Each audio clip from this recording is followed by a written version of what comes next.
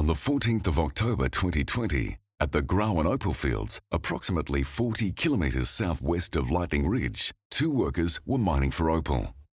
A powered material hoist, known as a long throw, was being used to raise claystone to the surface. The hoist shaft was approximately 7 metres from the sump to the surface. It was fitted with an access ladder and bucket on guide rails, which the steel bucket travelled on.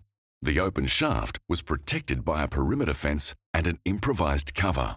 While working underground, one of the workers identified that the hoist bucket had not come back down the shaft and went to the surface to investigate. At the surface, the worker informed his co-worker that the hoist wire was tangled. He then said that he was going to turn off the generator that supplied power to the hoist. A short time later, the co-worker, who was underground in another section of the mine, heard a noise.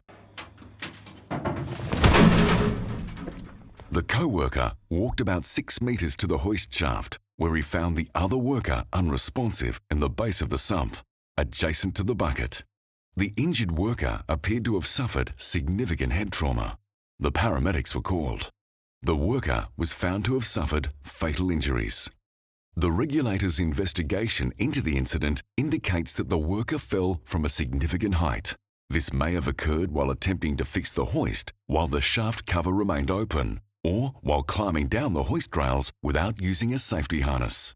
It is possible that the worker was struck by the hoist bucket either on the surface or while climbing down the hoist rails, causing him to fall into the sump of the hoist shaft.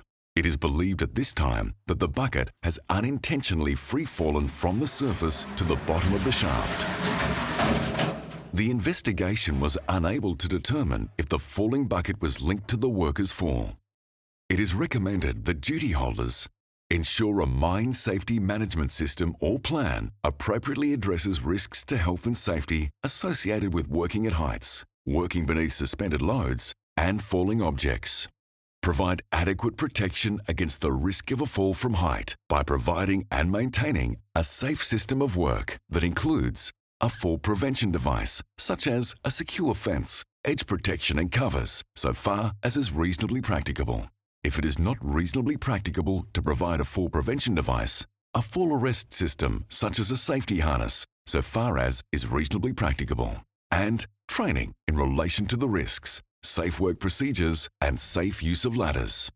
Provide adequate protection against risks associated with falling objects or work beneath suspended loads, including buckets, by providing and maintaining systems of work that prevent an object from falling freely, so far as is reasonably practicable. If it is not reasonably practicable to prevent an object from falling freely, arrest the fall of a falling object, such as a secure barrier and/or a safe means of raising and lowering objects, so far as is reasonably practicable. And define exclusion zones that workers are prohibited from entering, having regard to falling objects and work beneath suspended loads.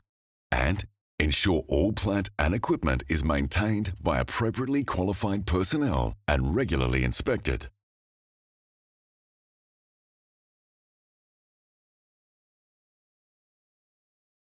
For more information and to see the full report, visit our website.